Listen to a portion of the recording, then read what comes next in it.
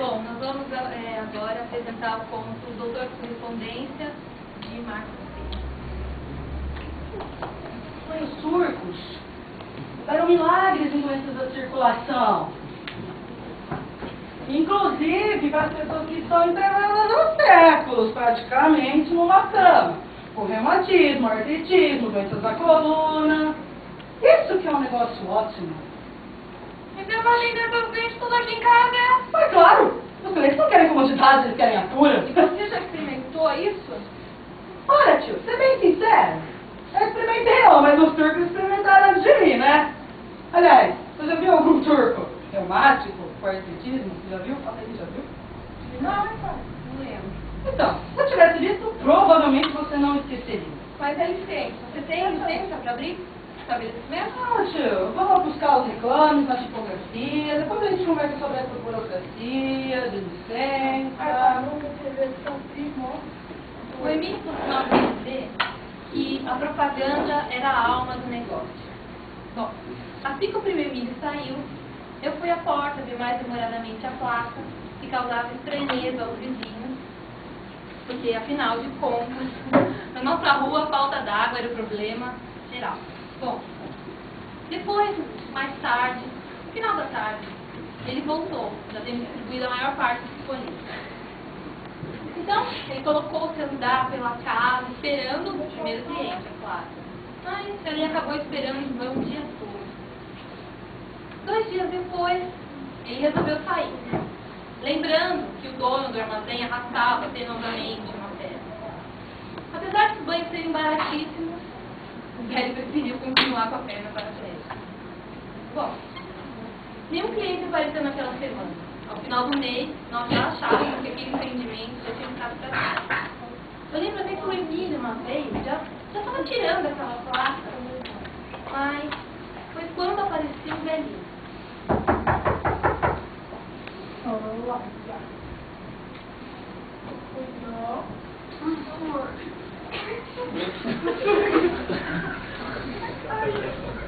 Ei, primo, é você? Oh, vovô, o que posso ajudar o senhor? É as pernas.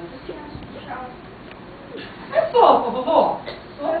Sopa. Nem que bonito, nós vamos dar um jeito nessa carne privada, reumatismo, ó.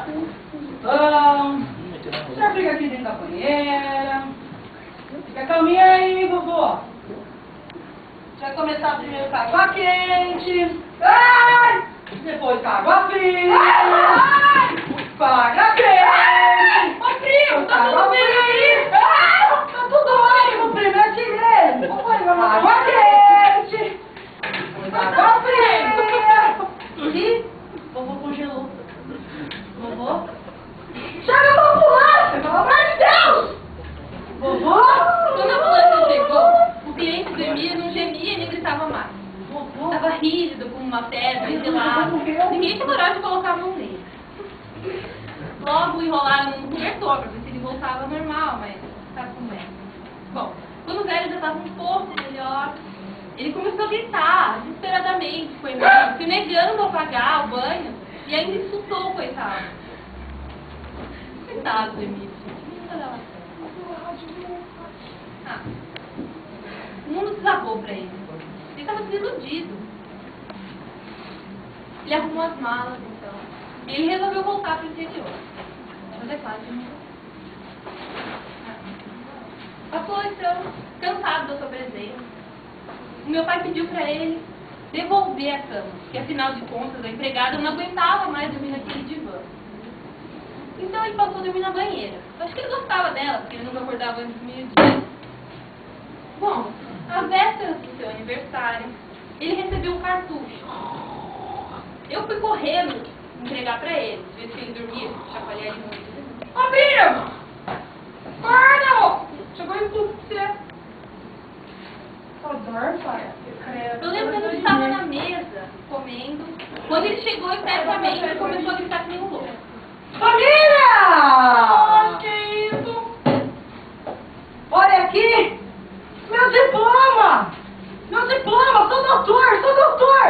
Olha aqui, ó! Com todos os direitos e prerrogativas legais. Dentro da lei, como eu sempre gostei.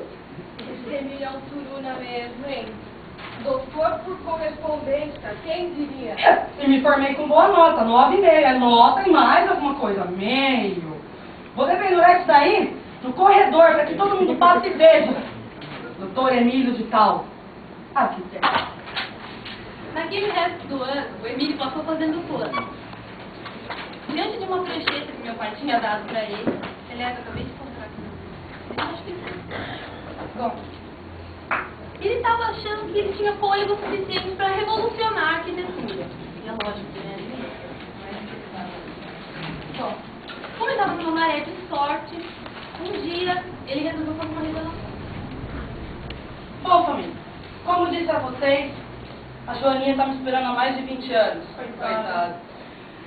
Então, agora que os negócios estão indo bem, larguei desse negócio de sultão e de bebidas, vou me casar com ela. Agora é verdade. Agora eu volto e crio o juízo.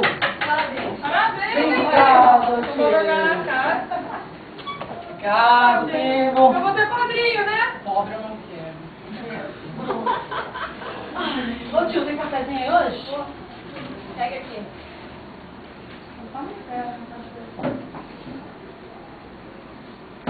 Meu Deus! Meu Deus! Meu Deus! Olha isso daqui, tio. Verdadeira fábrica de diplomas no Rio de Janeiro. Reitor está preso. Veja abaixo o nome dos enganados. Tio, eu não quero ver. Eu não quero ver. Não quero. Meu Deus. Meu nome. Meu nome.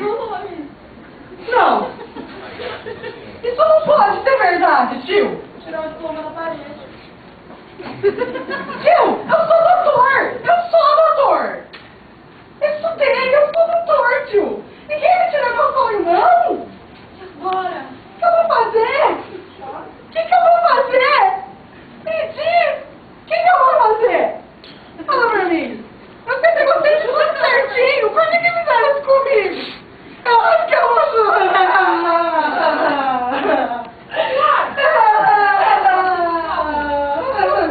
Acho que quem vai te matar é? Espero que não. Tá doido? Eu espero que não. Não, calma. Tendo encontrado um pouco de pó e um resto de álcool, ele fabricou ali rapidamente uma bebida capaz de obter o efeito desejado e voltou para a sala. É lógico que ele estava com as pernas cambaleando, a cadeira parecia que estava girando. Bom, ele perdeu o equilíbrio, né, filho? Até chegou a cair. Bom, ameaçou até vomitar, eu lembro. Mas aí, logo ele colocou o jornal no chão, foi olhar pro jornal e perdeu a mão. Bom, meu pai lhe deu um café para ver se melhorava.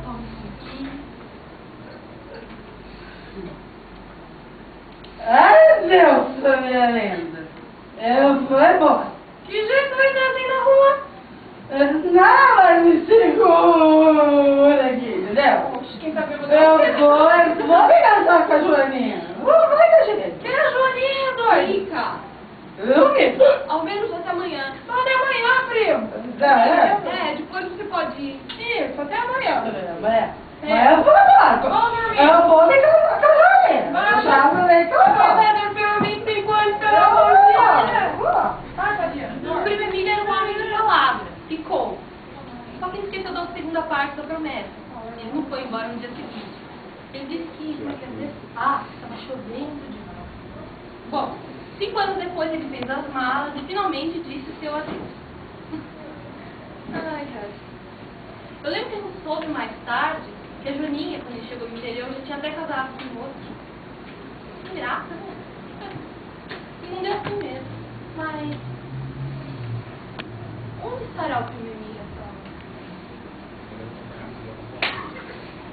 Ora, muito bem.